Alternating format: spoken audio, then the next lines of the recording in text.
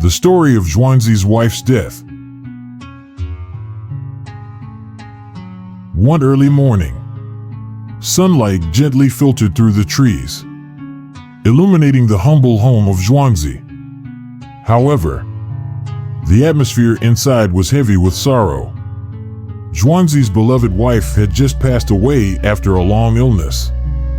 Relatives, neighbors, and friends gathered to offer their condolences, mourning the loss.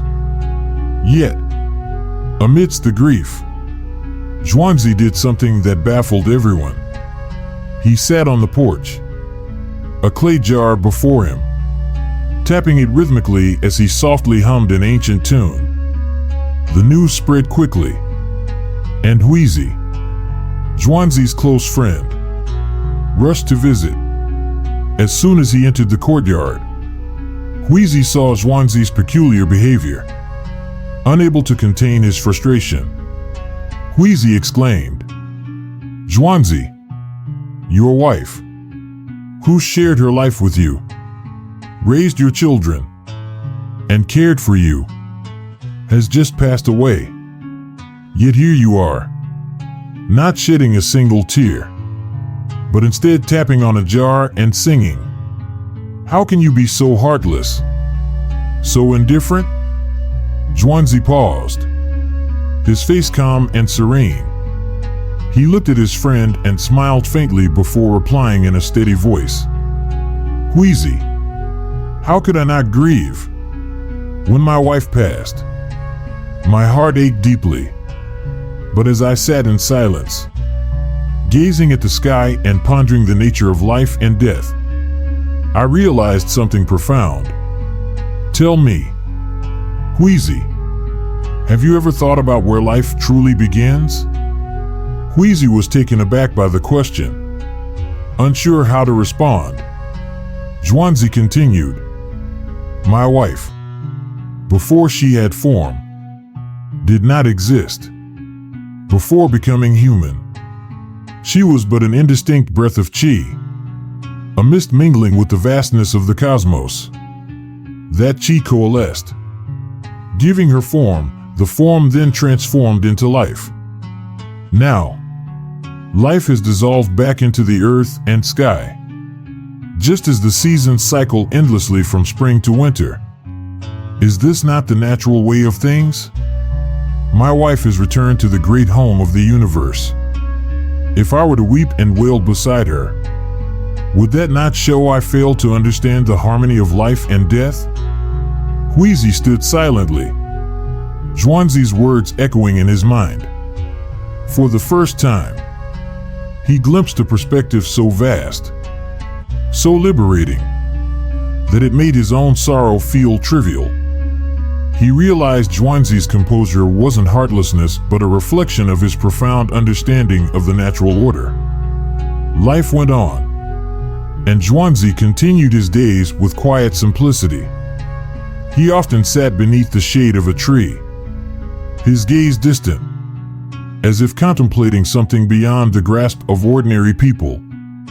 Villagers sometimes whispered about him, calling him unfeeling. But Zhuangzi remained unbothered, offering no explanations. One afternoon, while returning home from a lecture, Zhuangzi passed by a cemetery. Under the blazing summer sun, he noticed an unusual sight, a middle-aged woman kneeling by a freshly made grave.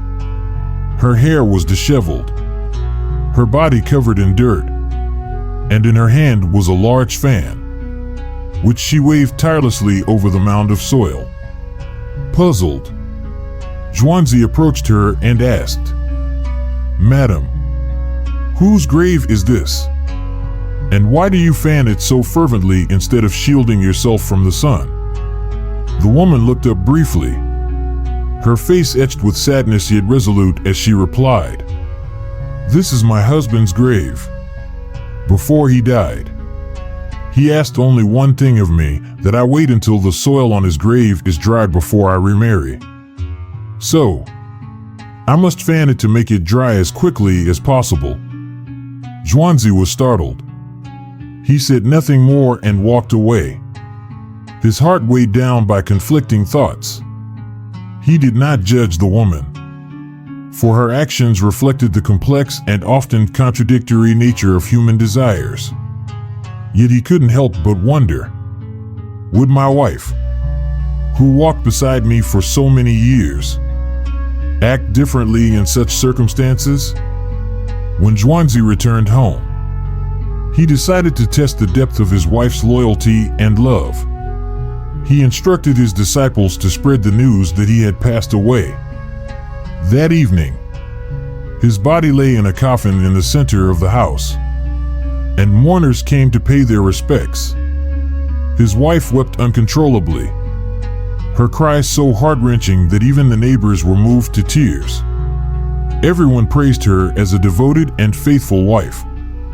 When night fell, and all the mourners had left, only Zhuangzi's wife remained by the coffin. She sat beside it, her sobs quieter now, but her sorrow still apparent.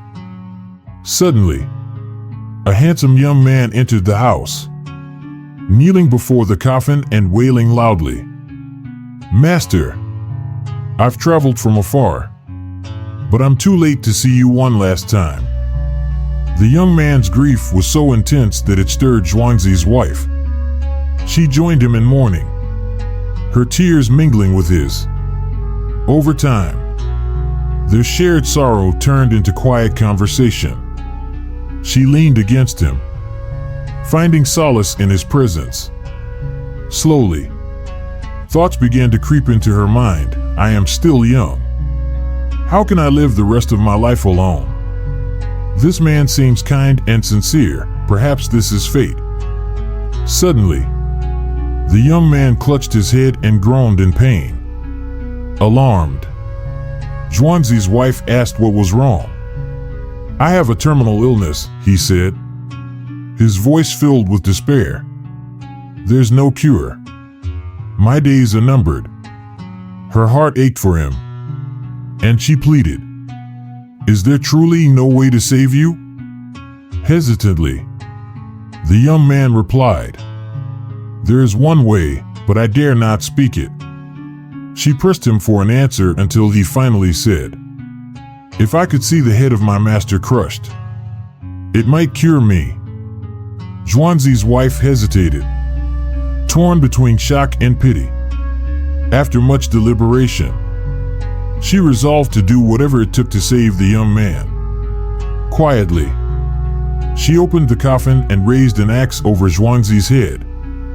Just as she was about to strike, Zhuangzi suddenly sat up, laughing heartily.